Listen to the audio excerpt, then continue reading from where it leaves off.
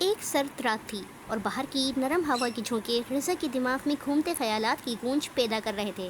گھڑی کی ٹک ٹک کی آواز اس کے دل کی تیز دھڑکن سے ہم آہنگ ہو رہی تھی۔ وہ ابھی ابھی اسکول سے واپس آیا تھا۔ اس کا یونیفارم ہلکا سا برف سے ڈھکا ہوا تھا اور اس کا چہرہ آج کی اضطراب اور جوش سے سرخ ہو رہا تھا، لیکن آج کچھ مختلف تھا۔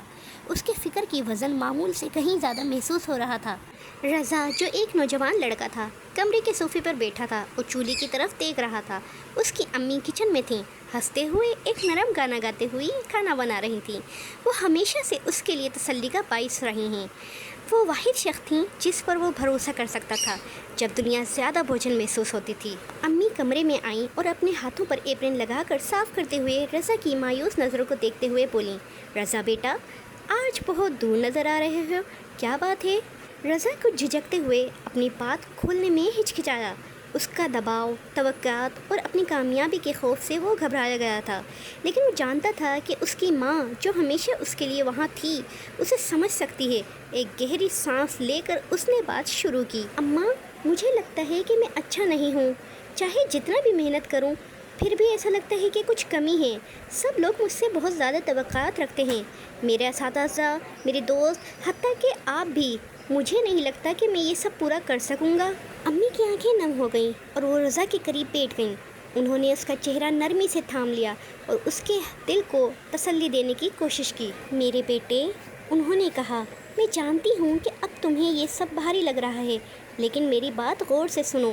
زندگی ہمیشہ چیلنجز سے بھرپور ہوگی اور لوگ تم سے بہت سی توقعات رکھیں گے، لیکن سب سے اہم بات جو تمہیں یاد رکھنی چاہیے وہ یہ ہے کہ کبھی بھی کسی دوسرے کی توقعات کو اپنی خواہشات سے زیادہ اہم نہ سمجھو۔ رضا اپنی ماں کی باتوں کو غور سے سن رہا تھا اور وہ مزید بولیں، دوسروں کی منظوری کے لیے زندگی نہ گزارو، اپنے خوابوں کے پیچھے جاؤ، لیکن یاد رکھو کہ وہ خواب تمہارے اپنے ہوں، نہ کہ دوسروں کی خواہشات کے مطابق۔ تم ویسے ہی اہم ہو جیسا کہ تم ہو۔ اپنی قیمت دوسروں کی پسند سے نہ ناپو۔ تمہاری قیمت تمہاری شخصیت میں ہے، تمہارے عملوں میں نہیں۔ رضا کے دل میں ایک گہری گونج آئی، جیسے اس کی ماں کی باتیں اس کی تمام بے چینی اور خوف کو ختم کر رہی ہوں۔ وہ اچانک سمجھ گیا کہ وہ جس راستے پہ چل رہا تھا وہ صرف دوسروں کی توقعات کے مطابق نہیں ہونا چاہیے، بلکہ اسے اپنی خودی کی محفوظ رکھ کر زندگی جینا چاہیے۔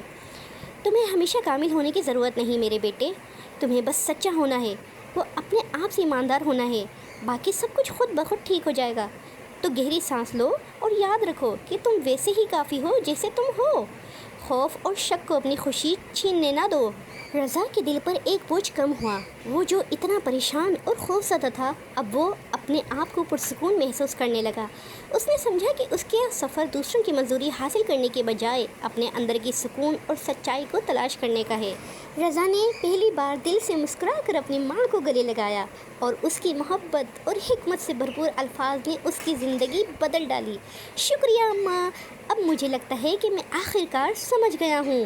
امی نے اس کے ماتھے پر بوسہ دیا اور کہا، میں ہمیشہ تمہارے لیے ہوں رضا، یہ بات یاد رکھنا، چاہے جو ہو جائے۔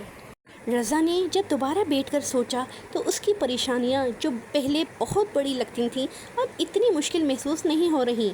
اس کے پاس سب سے قیمتی نصیحت تھی، خود کے ساتھ سچائی اور سکون سے رہنا، دوسروں کی توقعات کو پس پشت ڈال کر۔ تو دوستوں، اپنے لیے خیال رکھیے اور اللہ پر بھروسہ رکھیے اور سب کچھ اللہ کے سپرد کر دیجیے۔